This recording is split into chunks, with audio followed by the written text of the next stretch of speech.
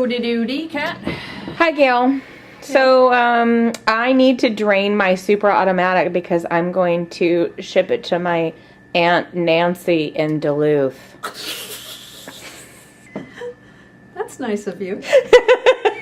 Out of my hair. She appreciates that. Yeah. So you're going to take me through the process. I am on a Superautomatic. Yes.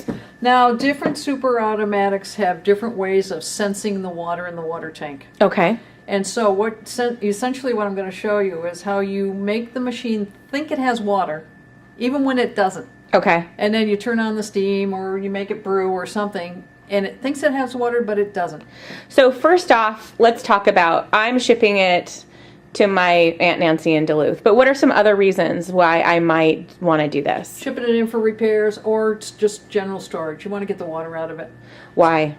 Well, if it's in a cold zone, like if you're going to ship it and it's in a cold zone, it's going to freeze and the boiler and the internal components are going to burst. Okay. And that's expensive. Got it. You don't want to do that, really. No. Or if it's sitting in your garage or whatever, it could be cold there. And as well, you don't want water sitting in it just getting all hanging around, stale and nasty in there. Slimy. Slimy. And then if you're shipping, they don't ever always keep things nice and upright. Yeah. If it turns upside down, there will be some residual that will come out and it will destroy the box and makes a mess of your machine. Okay, so sometimes people say, I did drain my boiler, I did drain my machine, and they have just really emptied their reservoir. So Yeah, right. Yes. There's two. Now we do want to tell you, definitely do empty that reservoir because we have received full reservoirs. We have people walking through the front door with the reservoir and they wonder why they're all wet. Yeah. Because it's spilled all over. Exactly. This is a Jura, and this is one of the common ways of a machine detecting water. This is a magnet. Okay.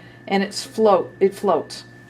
So when there's water in there, adequate water, it floats up, corresponding with a sensor on the machine that knows that magnet is up. There's a sensor inside the machine. Okay. If you were to dump this, you'll see that the magnet no longer floats. And so It it's goes like, down, oh. and the machine says, my magnet's gone, it's not sensing water. It's going to disable.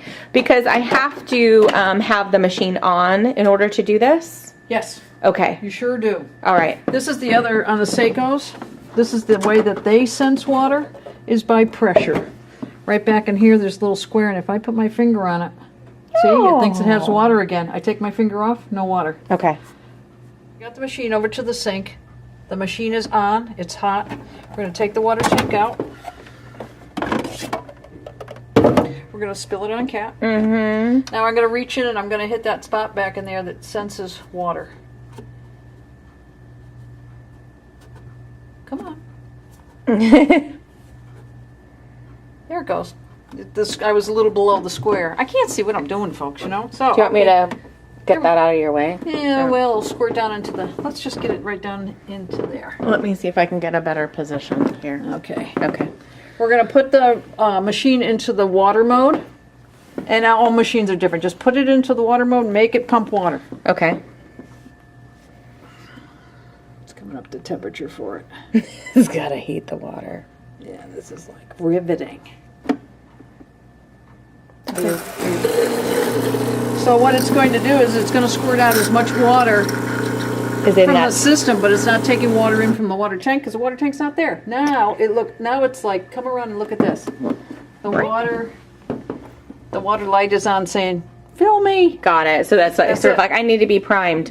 And this is like actually not that much because these are in general Small. little thermo blocks, and so that you don't have you're not trying to dissipate like a 12-ounce boiler or something No, like that. you're not going to put out a gallon of water. So But Gail, so essentially that's done. So my question is, that's how you went around that guy, but how do I go around this magnet one? Okay, this one here, you would do the same process as far as you get it up to temperature, you get it in the water mode, Okay.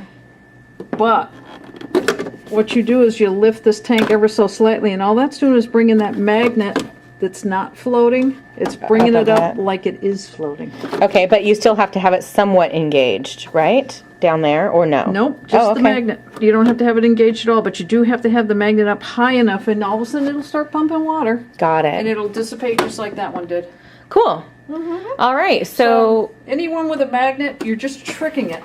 You're lifting it up just enough to think that that magnet's floating.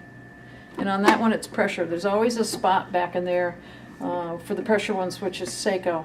Reach back in there and you'll find it. But Seiko does have a couple magnet versions, some of the older ones. Yeah, the old Encanto series has it. The new Yeah. BMWs, like the Odeas, the Tileas, The Centellia. the Intelia, those all have the pressure, the X small. And didn't you say like the Excelsis and the Xperia, they have like a lever kind of a thing that pushes the they do. tank down? Their water tank kind of goes in at the top, right over in here, and it goes in from the top.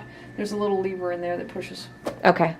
Does the same thing. Cool. All right. So that's draining your Super Auto. Yeah, so have fun, folks. Don't get wet. Thanks, Gail. You're welcome.